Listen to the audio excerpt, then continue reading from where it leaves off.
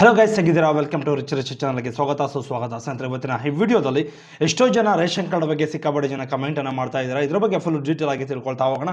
ಅದೇ ರೀತಿ ration card ಯಾವಾಗ ಬಿಡ್ತಾರೆ, ಅದೇ ರೀತಿ ಅಪ್ರೂವಲ್ ಯಾವ ಟೈಮ್ನಲ್ಲಿ ಬಿಡ್ತಾರೆ, ಅದೇ ರೀತಿ ಮೈನ್ ತುಂಬ ಇಂಪಾರ್ಟೆಂಟ್ ತಿದ್ದುಪಡಿ ಯಾವಾಗ ಬಿಡ್ತಾರೆ, ತಿದ್ದುಪಡಿ ಅಪ್ರೂವಲ್ ಯಾವ ಟೈಮ್ನಲ್ಲಿ ಮಾಡಬಹುದು, ಇದ್ರ ಬಗ್ಗೆ ಫುಲ್ ಡೀಟೇಲ್ ಆಗಿ ಈ ವಿಡಿಯೋದಲ್ಲಿ ಚರ್ಚೆ ಮಾಡ್ತಾ ಹೋಗೋಣ. ದಯವಿಟ್ಟು ನಮ್ಮ ಚಾನಲ್ಗೆ ಯಾರಾದರೂ ಫಸ್ಟ್ ಟೈಮ್ ವಿಸಿಟ್ ಮಾಡಿದರೆ ಕೂಡಲೇ ಸಬ್ಸ್ಕ್ರೈಬ್ ಮಾಡ್ಕೊಳ್ಳಿ, ಹಾಗೆ ಬೆಲ್ ಐಕಾನ್ ಬಟನ್ ಮೇಲೆ ಕ್ಲಿಕ್ ಮಾಡಿ. ಅದೇ ರೀತಿ ನಮ್ಮ ವಿಡಿಯೋ ನಿಮ್ಗೆ ಇಷ್ಟ ಆಗಿದ್ರೆ ಕೂಡಲೇ ಲೈಕ್ ಮಾಡಿ. ಅದೇ ರೀತಿ ಏನಾದರೂ ಡೌಟ್ಸ್ ಇದ್ರೆ ಕೂಡಲೇ ಕಮೆಂಟ್ ಮಾಡಿದ್ರೆ ಅದಕ್ಕೆ ನಾನು ರಿಪ್ಲೈ ಕೊಡುವಂತ ಒಂದು ಪ್ರಯತ್ನ ಮಾಡ್ತೀನಿ. ಸೊ ಮೊದಲನೇದಾಗಿ ತಿದ್ದುಪಡಿ ಆಗಿರ್ಬೋದು, ಹೊಸ ಅರ್ಜಿ ಆಗಿರ್ಬೋದು ಯಾವಾಗ ಬಿಡ್ತಾರೆ ಮುಂದಿನ ದಿನಗಳಲ್ಲಿ, ಇದಕ್ಕೆ ದಾಖಲಾತಿಗಳು ಸುಮಾರು ಒಂದು ತಿದ್ದುಪಡಿಗೆ ಎಷ್ಟೋ ಜನ ಕನ್ಫ್ಯೂಷನ್ ಮಾಡ್ಕೊಳ್ತಾರೆ. ಅರ್ಥ ಆಯ್ತಾ?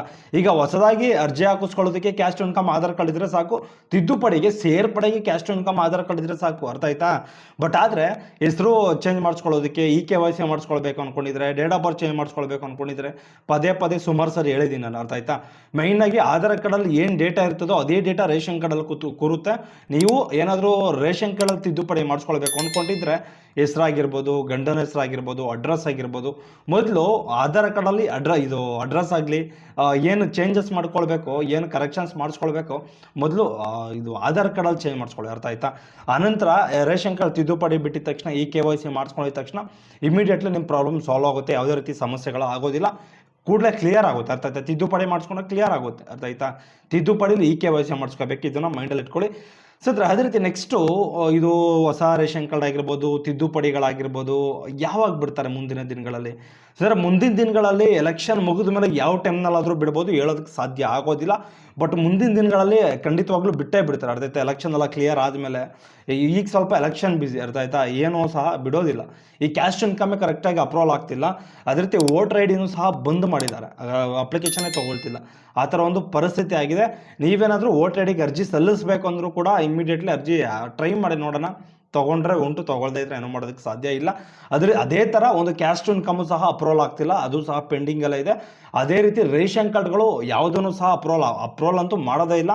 ಅದೇ ರೀತಿ ರೇಷನ್ ಕಾರ್ಡ್ ತಿದ್ದುಪಡಿ ಹೊಸ ಅರ್ಜಿಗಳು ಖಂಡಿತವಾಗ್ಲೂ ಬಿಡೋದಿಲ್ಲ. ಅರ್ಥ ಆಯ್ತಾ? ಇದನ್ನು ದಯವಿಟ್ಟು ಅರ್ಥ ಮಾಡ್ಕೊಳ್ಳಿ. ನೀವೇನಾದರೂ ರೇಷನ್ ಕಾರ್ಡ್ಗೆ ಅರ್ಜಿ ಸಲ್ಲಿಸಬೇಕು, ತಿದ್ದುಪಡಿ ಮಾಡ್ಕೊಳ್ಬೇಕು ಅಂದ್ಕೊಂಡಿದ್ರೆ ದಾಖಲಾತಿಗಳನ್ನ ದಯವಿಟ್ಟು ನೀಟಾಗಿ ರೆಡಿ ಮಾಡಿ ಇಟ್ಕೊಳ್ಳಿ. ಅರ್ಥ ಆಯ್ತಾ? ರೆಡಿ ಮಾಡಿ ಇಟ್ಕೊಂಡ್ರೆ ಮುಂದಿನ ಎಲೆಕ್ಷನ್ ಎಲ್ಲ ಕಳೆದು ಆದಮೇಲೆ ಖಂಡಿತವಾಗ್ಲೂ ಬಿಟ್ಟೇ ಬಿಡ್ತಾರೆ. ಆ ಟೈಮ್ನಲ್ಲಿ ನಿಮ್ಮ ಫ್ಯಾಮಿಲಿ ಏನಾದರೂ ಚೇಂಜಸ್ ಮಾಡ್ಕೊಳ್ಬೇಕಂದ್ರೆ, ಸಪ್ರೇಟಿ ಆಗಬೇಕು ಅಂದರೆ ರೇಷನ್ ಕಾರ್ಡಲ್ಲಿ ನೀವೇನಾದರೂ ಬೇರೆ ಬೇರೆ ಇದ್ದು ರೇಷನ್ ಕಾರ್ಡ್ ಒಂದೇ ಇದ್ದರೆ ಅದು ಆವಾಗಲೂ ಸಹ ಸಪ್ರೇಟ್ ಮಾಡಿಸ್ಕೊಳ್ಬೋದು, ಸೇರ್ಪಡೆ ಮಾಡಿಸ್ಕೊಳ್ಬೋದು. ಇಷ್ಟು ದಿನ ಮೆಡಿಕಲ್ ಎಮರ್ಜೆನ್ಸಿ ಅವ್ರಿಗೆ ಮಾತ್ರ ಬಿಟ್ಟಿದ್ರು. ಬಟ್ ಇನ್ನು ಮೇಲೆ ಏನು ಮಾಡ್ತಾರೆ ಅಂದರೆ ಪ್ರತಿಯೊಬ್ಬರು ಸಹ ಚೇಂಜಸ್ ಮಾಡಿಸ್ಕೊಳ್ಬೋದು. ಇದ್ರ ಬಗ್ಗೆ ಫುಲ್ಲು ಒಂದು ಮಾರ್ಚಲ್ಲೇ ಹೇಳಿಕೆಯನ್ನು ಕೊಟ್ಟಿದ್ದಾರೆ, ಮಾರ್ಚ್ ಫೆಬ್ರವರಿಲೇ ಇದ್ರ ಬಗ್ಗೆ ಒಂದು ಕ್ಲಾರಿಟಿಯನ್ನು ಕೊಟ್ಟಿದ್ದಾರೆ. ಬಟ್ ಮುಂದಿನ ದಿನಗಳಲ್ಲಿ ಬಿಡ್ತೀವಿ, ಬಟ್ ಏನು ಬೇಕಾದ್ರೂ ಚೇಂಜಸ್ ಮಾಡ್ಕೊಳ್ಳಿ. ಅದೇ ರೀತಿ ತುಂಬ ಇಂಪಾರ್ಟೆಂಟ್ ಆಗಿರುವಂಥದ್ದು, ರೇಷನ್ ಕಾರ್ಡ್ಗೆ ಯಾರು ಬೇಕಾದರೂ ಹೊಸದಾಗಿ ಅರ್ಜಿ ಸಲ್ಲಿಸಿದ್ರೆ ಯಾವಾಗ ಬೇಕಾದರೂ ಅಪ್ರೂವಲ್ ಮಾಡ್ತಾರೆ. ಅರ್ಥ ಆಯ್ತಾ? ಅದು ಇಂತಹ ಟೈಮ್ನಲ್ಲೇ ಅಪ್ರೂವಲ್ ಮಾಡ್ತಾರೆ ಅಂತ ಹೇಳೋದಕ್ಕೆ ಸಾಧ್ಯ ಇಲ್ಲ. ಅರ್ಥ ಆಯ್ತಾ? ತಿದ್ದುಪಡಿನೂ ಅಷ್ಟೇ, ತಿದ್ದುಪಡಿ ಹೊಸ ಅರ್ಜಿ ಎರಡೂ ಸಹ ಒಂದೇ ಟೈಮಿಂಗ್ಸ್ನಲ್ಲಿ, ಆದರೆ ಒಂದೇ ದಿನದಲ್ಲಿ ಬಿಡ್ತಾರೆ. ತಿದ್ದುಪಡಿ ಆಗಿರ್ಬೋದು ಅಥವಾ ಹೊಸ ಅರ್ಜಿ ಆಗಿರ್ಬೋದು ಒಂದೇ ಡೇಟಲ್ಲಿ ಬಿಡುವಂಥ ಒಂದು ಸಾಧ್ಯತೆಗಳು ಇರ್ತದೆ. ಅದು ಸಪ್ರೇಟ್, ಇದು ಸಪ್ರೇಟ್ ಏನು ಬಿಡಲ್ಲ, ಬಟ್ ಟೈಮಿಂಗ್ಸನ್ನು ಚೇಂಜ್ ಮಾಡ್ತಾರೆ ಅಷ್ಟೇ. ಅರ್ಥ ಆಯ್ತಾ? ಬಟ್ ಫ್ಯೂಚರಲ್ಲಿ ಯಾವಾಗ ಬಿಡ್ತಾರೆ ಅಂತ ನೋಟಿಸ್ ಬಂದರೆ ಅದ್ರ ಬಗ್ಗೆ ನಾನು ತಿಳಿಸ್ಕೊಡುವಂಥ ಒಂದು ಪ್ರಯತ್ನ ಮಾಡ್ತೀನಿ.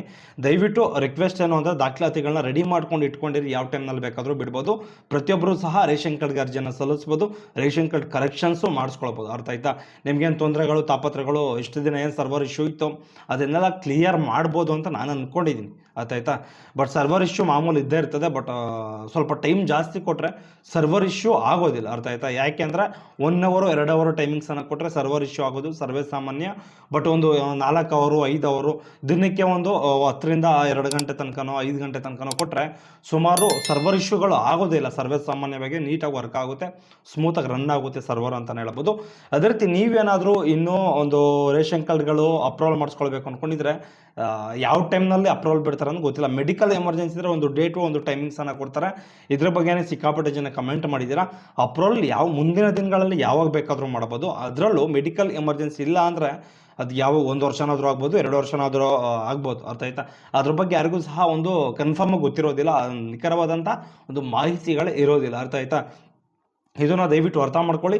ನೀವೇನಾದರೂ ಹೊಸದಾಗಿ ರೇಷನ್ ಕಾರ್ಡ್ಗೆ ಅರ್ಜಿಯನ್ನು ಸಲ್ಲಿಸಬೇಕು, ತಿದ್ದುಪಡಿ ಮಾಡಿಸ್ಕೊಳ್ಬೇಕು, ಅದೇ ರೀತಿ ಏನಾದರೂ ಅಪ್ರೂವಲ್ ಮಾಡಿಸ್ಕೊಳ್ಬೇಕು ಅಂದ್ಕೊಂಡಿದ್ರೆ ವೆಯ್ಟ್ ಮಾಡಿ. ಯಾವ ಟೈಮ್ನಲ್ಲಿ ಬಿಡ್ತಾರೆ, ಯಾವ ಡೇಟ್ನಲ್ಲಿ ಬಿಡ್ತಾರೆ, ಯಾವ ಟೈಮಿಂಗ್ಸ್ಗಳೇನು, ಅಪ್ರೂವಲ್ ಟೈಮಿಂಗ್ಸ್ಗಳೇನು, ಇದ್ರ ಬಗ್ಗೆ ಫುಲ್ ಡೀಟೇಲ್ ಆಗಿ ನಾನು ತಿಳ್ಕೊಂಡು ನಿಮಗೆ ತಿಳಿಸ್ಕೊಳ್ಳುವಂಥ ಒಂದು ಪ್ರಯತ್ನ ಮಾಡ್ತೀನಿ. ಅರ್ಥ ಆಯ್ತಾ? ಸುಮ್ಮನೆ ಯಾರ್ಯಾರೋ ರೇಷನ್ ಕಾರ್ಡ್ ಬಿಟ್ಟಿದ್ದಾರೆ ಹೋಗಿ ಅಪ್ಲಿಕೇಶನ್ ಹಾಕಿಸ್ಕೊಳ್ಳಿ ಅಂತ ಏನೋ ಫ್ರಾಡ್ ಏನು ಮಾಡೋದಕ್ಕೂ ಆಗೋದಿಲ್ಲ. ಅರ್ಥ ಆಯ್ತಾ? ಯಾಕೆಂದರೆ ಎಲೆಕ್ಷನ್ ಟೈಮ್ನಲ್ಲಿ ಬಿಡೋದಿಲ್ಲ ಅಂತ ನಿಮಗೂ ಸಹ ಗೊತ್ತಿರ್ತದೆ. ಅದೇ ರೀತಿ ಬಿಟ್ಟರೆ ಯಾವ ಟೈಮ್ನಲ್ಲಿ ಏನಕ್ಕೋಸ್ಕರ ಬಿಡ್ತಾರೆ ಅಂತ ನಿಮಗೆ ಗೊತ್ತಿರ್ತದೆ. ಮೆಡಿಕಲ್ ಪರ್ಪಸ್ಗೆ ಮಾತ್ರ ಬಿಟ್ಟಿರ್ತಾರೆ ಎಲೆಕ್ಷನ್ ಟೈಮ್ನಲ್ಲಿ. ಅರ್ಥ ಆಯ್ತಾ? ಅದರಲ್ಲೂ ಈ ತಿಂಗಳಂತೂ ಬಿಡೋದೇ ಡೌಟು. ಮೋಸ್ಟ್ಲಿ 26 ಎಲೆಕ್ಷನ್ ಎಲ್ಲ ಕಳೆದ ಮೇಲೆ ಬಿಡಬಹುದು ಈ ತಿಂಗಳು. ಬಟ್ 1 ಅವರ್ ಬಿಡಬಹುದೇನು, ಬಟ್ ಚಾನ್ಸಸ್ ತೀರಾ ಕಡಿಮೆ. ಅರ್ಥ ಆಯ್ತಾ? ಬಟ್ ನೆಕ್ಸ್ಟ್ ತಿಂಗಳು 1 ಸರಿನೋ 2 ಸರಿನೋ ಬಿಡುವಂಥ ಒಂದು ಸಾಧ್ಯತೆಗಳು ಇರ್ತದೆ. ಬಟ್ ಇಂತಹ ಒಂದು ಟೈಮ್ನಲ್ಲೇ ಬಿಡ್ತಾರೆ ಅಂತ ಹೇಳೋದಕ್ಕೆ ಸಾಧ್ಯ ಆಗೋದಿಲ್ಲ. ನೀವೇನಾದರೂ ಹೊಸದಾಗಿ ರೇಷನ್ ಕಾರ್ಡ್ಗೆ ಅರ್ಜಿ ಸಲ್ಲಿಸಬೇಕು ಅಂದ್ಕೊಂಡಿದ್ರೆ ದಾಖಲಾತಿಗಳನ್ನ ರೆಡಿ ಮಾಡಿ ಇಟ್ಕೊಂಡಿರಿ, ಕೂಡಲೇ ಅರ್ಜಿಯನ್ನು ಸಲ್ಲಿಸ್ಬೋದು. ಅರ್ಥ ಆಯ್ತಾ? ಓಕೆ ಗೈಸ್, ಇದ್ರ ಬಗ್ಗೆ ಏನಾದರೂ ನಿಮಗೆ ಡೌಟ್ಸ್ಗಳಿದ್ರೆ, ಏನಾದರೂ ಮಾಹಿತಿ ಬೇಕು ಅಂದರೆ ದಯವಿಟ್ಟು ಕಮೆಂಟ್ ಮಾಡಿದ್ರೆ ಕಮೆಂಟ್ ಮೂಲಕ ನಾನು ರಿಪ್ಲೈ ಕೊಡುವಂಥ ಒಂದು ಪ್ರಯತ್ನ ಮಾಡ್ತೀನಿ. ಅದೇ ರೀತಿ ನಮ್ಮ ಚಾನಲ್ಗೆ ಯಾರಾದರೂ ಫಸ್ಟ್ ಟೈಮ್ ವಿಸಿಟ್ ಮಾಡಿದ್ರೆ ಕೂಡಲೇ ಸಬ್ಸ್ಕ್ರೈಬ್ ಮಾಡ್ಕೊಳ್ಳಿ, ಹಾಗೆ ಬೆಲ್ ಐಕಾನ್ ಬಟನ್ ಮೇಲೆ ಕ್ಲಿಕ್ ಮಾಡಿ. ಬಾಯ್, ನೆಕ್ಸ್ಟ್ ವಾರದಲ್ಲಿ ಸಿಗೋಣ.